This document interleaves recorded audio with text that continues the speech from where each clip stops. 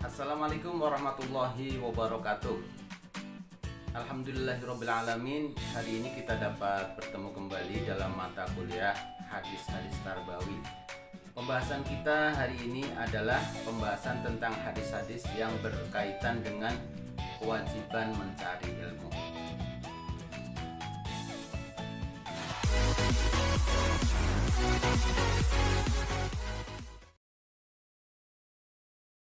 Baik ya teman-teman sekalian, kita akan langsung bahas ya.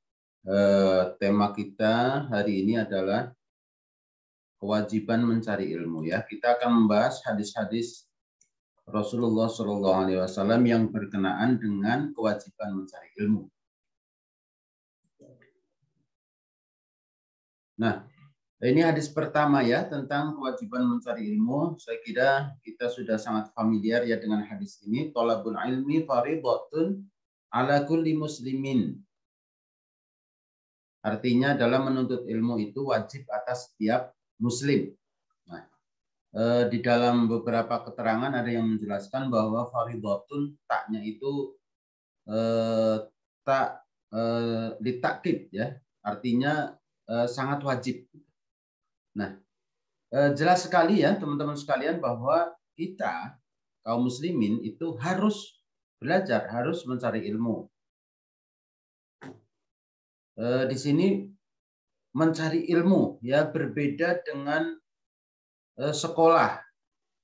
Oke, berbeda dengan sekolah. Jadi mungkin barangkali ada juga nih orang yang secara kemampuan tidak bisa bersekolah sampai bahkan tingkat perguruan tinggi ya, tapi apakah dia kemudian tidak mencari ilmu? Tetap mencari ilmu. Jadi di sini adalah perintahnya mencari ilmu. Kalau sudah bicara mencari ilmu, maka itu di mana saja ya kita bisa mencari ilmu.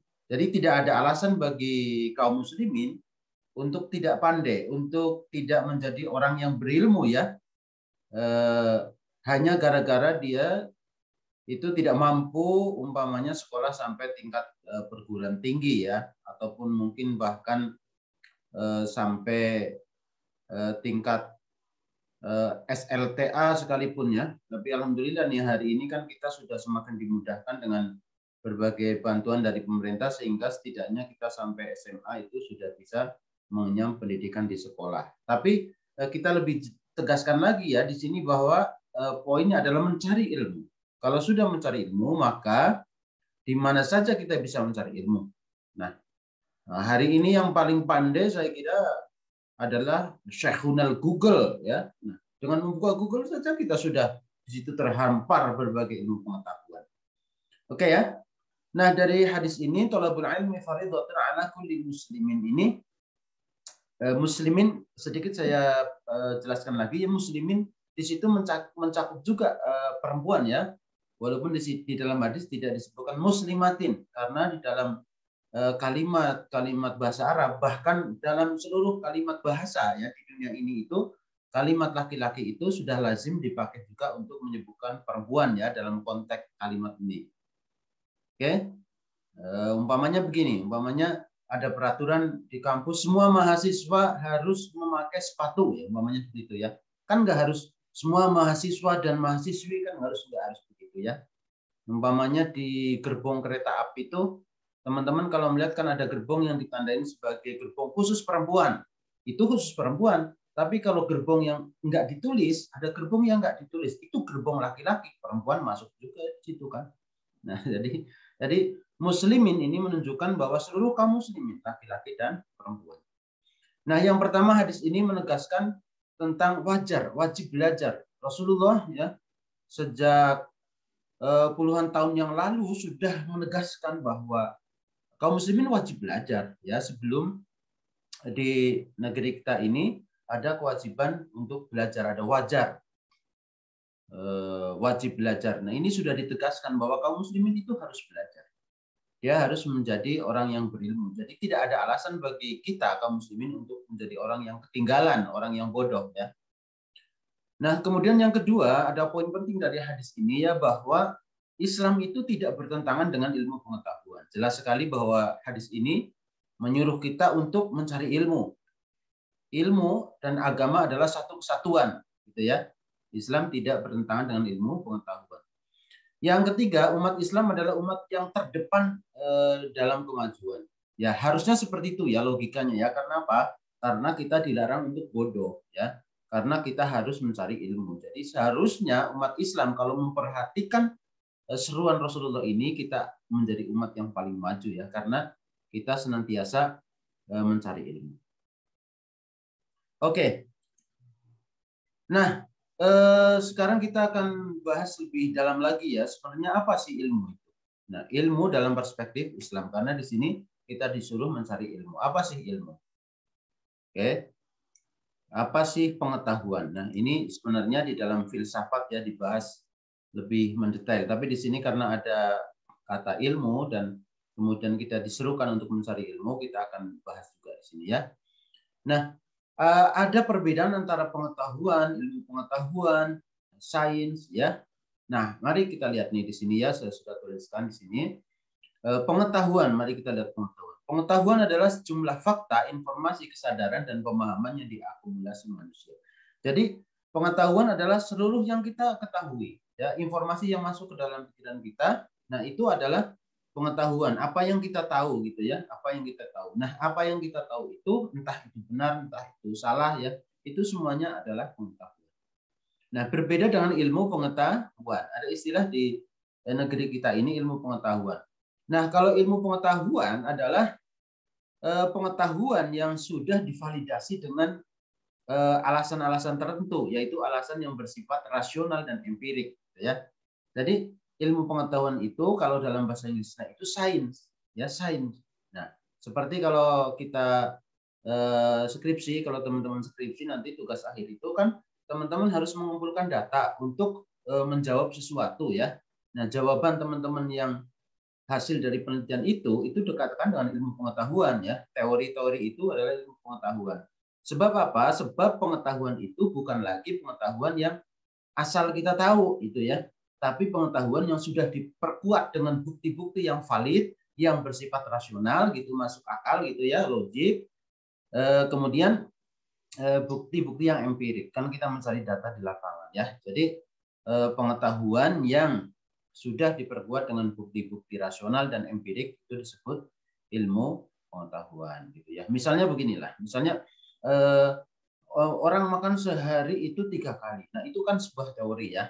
Kalau ini hanya didapat dari dengar-mendengar, katanya itu namanya pengetahuan. Tapi kalau ini sudah berasal dari sebuah uji coba, dibuktikan dengan data dan fakta bahwa memang komponen tubuh manusia itu memang harus makan 3 kali ya. Nah, itu sudah menjadi ilmu pengetahuan ya. Termasuk ada ilmu gizi dan seterusnya, itu adalah sudah ilmu pengetahuan karena dia sudah didasarkan dengan bukti-bukti yang valid. Kayak ilmu pengetahuan. Nah, kemudian teman-teman sekalian ada yang disebut dengan sains. Nah, sains ini itu sama dengan ilmu pengetahuan ya, itu bahasa baratnya ya. Nah, bahasa Inggrisnya. Nah, kalau di Indonesia yang dimaksud ya ilmu pengetahuan itu. Nah, sedangkan di dalam Islam ini istilah ilmu dalam Islam adalah pengetahuan yang didukung oleh bukti-bukti valid baik berupa ayat suci, hadis ya juga maupun empirik rasional. Jadi istilah ilmu pengetahuan dalam Islam ya, maksudnya ini ilmu pengetahuan ya. Ilmu pengetahuan dalam Islam atau istilah ilmu banyak sekali kita temukan dalam Al-Qur'an dan hadis. Ilmu itu maksudnya apa? Pengetahuan yang didukung oleh bukti-bukti valid, tapi bukan hanya rasional dan empirik. Tadi kalau sains kan rasional dan empirik ya. Ilmu pengetahuan juga begitu. Walaupun sebenarnya ilmu pengetahuan itu kalau di Indonesia tidak sains, betul-betul sains ya. Tempat lain mungkin dalam tanya jawab boleh juga sih.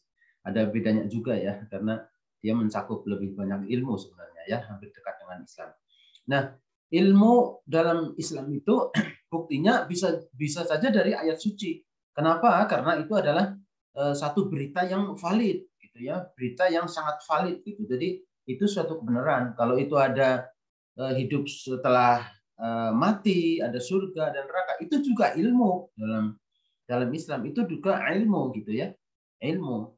Itu karena itu ada buktinya di dalam kitab suci. Ada juga yang empirik rasional. Jadi yang sains itu diakui oleh Islam juga, yang yang dari kitab suci juga diakui gitu ya. Jadi cakupannya itu lebih luas ketimbang sains. Karena kalau sains itu tidak mencakup tentang surga dan neraka ya, sedangkan istilah ilmu dalam Islam itu mencakup itu. Nah karena itulah perintah mencari ilmu di dalam Islam ini tentu saja mencakup dua area ini gitu ya. Jadi bisa saja itu adalah pengetahuan ilmu-ilmu yang berasal dari kitab suci ya, yang ada buktinya itu. Nah, bukti dari kitab suci atau mungkin yang rasional dan empirik. Jadi inilah yang kita pedomani ya dalam hidup ya teman-teman ya. Apa yang kita pedomani? Apa-apa yang ada keterangan validnya dalam kitab suci atau apa-apa yang ada bukti rasional dan empirik. Di luar itu berarti mistik itu ya. Berarti mistik, tidak bisa dijadikan pedoman. Oke ya. Nah, oke, ini sudah saya jelaskan ya. Nanti PPT-nya juga saya akan upload di online learning ya, nanti dibuka lagi. Oke. Kita lanjutkan. Oke, ini kalau kita baca kitab Ta'lim al-Muta'alim ya, antum yang dari Ma'had Islamiyah ya, pasti sangat familiar ya dengan kitab ini ya. Ta'lim al-Muta'alim karya Imam Az-Zarnuji. Nah, di sini menegaskan beliau bahwa yang harus dipelajari bukan semua ilmu, tentu saja ya, karena ilmu itu sangat luas sekali ya. Bukan semuanya, tapi apa? Syekh Az-Zarnuji menjelaskan ada ilmu hal, ilmu yang pasti kita akan melakukan menjadi yang kita akan melakukan dalam sehari-hari itu kita harus punya ilmunya. Itu yang terutama. Misalnya apa? Misalnya orang Islam tuh ya wajib sholat. Itu kan pasti, ya pasti. Kalau udah pasti itu kita berarti harus tahu ilmunya dong, gitu ya. Bagaimana kita sholat. Nah kita pasti akan mencari nafkah kan gitu kan, hidup di dunia. Kita juga harus tahu ilmunya gitu, karena itu sesuatu yang kita akan melakukannya. Gitu. Nah, jadi kita harus tahu ilmunya. Kalau tidak tahu ilmunya, maka kita akan sesat jalan dalam melakukan sesuatu. Namanya beliau sebut dengan ilmu hal. Jadi tidak seluruhnya ya, karena hamparan ilmu adalah sangat luas. Ada yang fardu, ada yang sunnah. Kira-kira seperti itu. Nah, baik. Kemudian di sini ada hadis pendukung ya. Kata Rasul, qala Rasulullah sallallahu alaihi wasallam, la bagi la yambaghi ya sebenarnya ini ya. Ini Arabnya salah. La yambaghi lil jahili ayaskuna 'ala jahlihi wa lil 'alim ayaskuna 'ala 'ilmihi, kata Rasul, hadis riwayat Tabrani. Tidak pantaslah itu bagi orang yang bodoh kemudian dia diam aja gitu ya. Diam aja nggak mau belajar, itu orang gimana, kata Rasul ya. Dan bagi orang yang pandai lil 'alim pun tidak boleh diam gitu. Jadi dia juga harus mengajar, menyebarkan ilmunya. Nah, di sini ada dua pertemuan ya antara al-jahil dan al-alim, sehingga perputaran ilmu pengetahuan itu berjalan. Ya karena yang pandai harus mengajar, yang bodoh harus belajar gitu. Jadi situlah terjadi titik temu ilmu pengetahuan antara dua belah pihak. Oke. Nah, selanjutnya ini hadis rawahul Baihaqi yang juga sangat terkenal. Kun 'aliman aw muta'alliman aw mustami'an aw muhibban wala takun khamisan fatuhlik. Kata Rasul, kamu jadilah orang yang mengajar, satu ya, dosen, guru dan seterusnya, ataupun tanpa istilah ini ya, di luaran sana tidak secara formal dikatakan guru ya, tapi mengajar, berikanlah ilmu pada orang lain kan gitu ya. Au muta'allim au mustami'. Nah, ini ada dua istilah. Muta'allim itu juga sebenarnya pelajar, orang yang belajar. Mustami'an juga orang yang belajar. Nah, ada beda penekanan ya, teman-teman sekalian. Kalau kita lihat dari struktur bahasa Arab ini, muta'allim itu ta'allama ya ta'allamu, ini adalah belajar aktif. Ya, belajar yang aktif. Nah, teman-teman ini adalah pembelajar yang aktif ya, bukan yang kedua, mustami'an, hanya mendengarkan. Kalau ngaji di majelis taklim mungkin lebih yang mustami'an gitu ya, mendengarkan, terus ada tanya jawab, nggak ada tugas ya. Hanya mendengarkan, terus ntar pulang dapat kue lah ya. Itu. Nah, teman-teman muta'alliman, pembelajar yang aktif, ada tugas, ada tanya jawab dan seterusnya. Ini maka didahulukan ya. Au muhibban lah, atau setidaknya cinta lah ya. Cinta, kau harus cinta gitu ya. Cinta, kalau udah cinta pasti belajar juga kan ya. Artinya menjadi pendukung orang-orang yang sedang belajar ya. Dalam arti seperti itu. Wala takun khomisan, sudah ngajar enggak, yang kelima ini belajar enggak, mendengar sekedar enggak, cinta juga enggak. Wah, Masya Allah.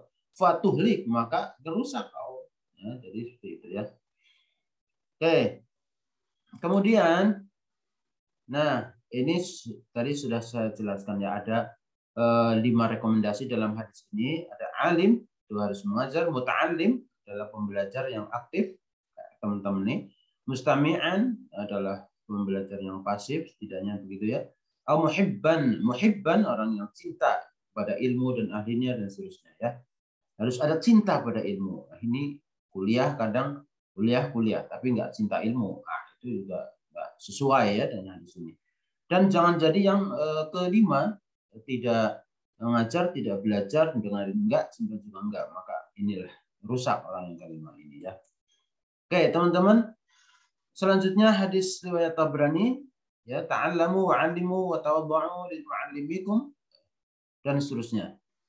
Belajarlah kamu semua, ini perintah untuk belajar. Mengajarlah dan hormatilah guru-gurumu. Di sini ada hadis yang ini akan kita bahas lagi juga nanti pada membahas peserta didik ya, tentang etika. Hormati guru-gurumu serta berperilaku baiklah pada orang yang mengajarkanmu. Baik. Ini ada perintah mencari ilmu, ada juga adab muta'alim ya. Tentu saja hadis ini nanti akan kita kutip kembali saat kita membahas muta'alim atau peserta didik. Nah, oke, ini ada satu kisah menarik ya. Rasulullah itu dulu kalau ada tawanan itu salah satu denda untuk membebaskan ya adalah mengajar. Luar biasa ya. Jadi tawanan ini mereka yang punya kemampuan ya, itu untuk supaya ngajar kaum muslimin. Kalau sudah ngajar, berhasil mengajarkan sekian orang ya, mampu menguasai ilmu, maka dia bebas. Terlihat bahwa Rasulullah itu sangat visioner ya, visioner dan sangat mengutamakan ilmu pengetahuan. Baik, kemudian hadis dari Ibnu Abbas riwayat Bukhari, Rasulullah SAW bersabda, "Mayurdillahu bi khairan yufaqihu fid din. Wa innamal ilmu bitta'allum." Nah, ini yang terakhir ya, hubungannya dengan pembahasan kita ini. Ilmu itu bitta'allum, dengan belajar. Jadi gimana kita mau dapat ilmu kalau tuh diem aja gitu ya. Malah datang ke tempat kuburan yang minta berkah, dari mana? Tidak bil kuburan ya. Jadi bitta'allum, harus belajar. Ta'allum itu artinya serius ya. Ya, belajar secara serius. Oke. Baik, ilmu itu dengan belajar. Catat itu baik-baik ya. Kalau kita ingin pandai maka serius belajar. Baik, sudah selesai ya hadisnya. Ini cukup pendek beberapa hadis. Akan baik sekali tentu ini hadis kita hafal ya. Dan teman-teman boleh tanya jawab mengenai penjelasan saya ini di bawah channel YouTube saya atau melalui forum chat di online learning. Terima kasih.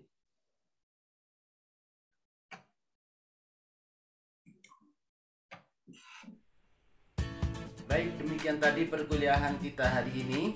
Selanjutnya mari kita berdiskusi melalui kolom komentar di YouTube di bawah video ini. Mari kita akhiri dengan membaca doa kafaratul majlis. Subhanakallahumma bihamdika asyhadu an la ilaha illa anta astaghfiruka wa atubu ilaik. Alhamdulillahirabbil alamin. Assalamualaikum warahmatullahi wabarakatuh.